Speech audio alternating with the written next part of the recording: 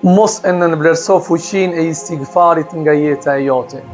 Kush kërkon faljen nga Allahu xhalla shanuhu në orët e hershme të mëngjesit, është shumë pranë hapjes së dyerve të mëshirës dhe të mirësive të shumta. Brengat dhe pikëllimet nga jeta e tij do të largohen. Sëmundjet dhe shqetësimet do të zbuten. Zemra e tij do të ndjej qetësi dhe shpirti i tij do të ndjej rehati. Mëkatet janë arsye që njeriu të privohet nga mirësi të shumta në jetën e tij. Por se istighfari është arsye që Allahu xhalla shanuhu t'i hap dyert e begative.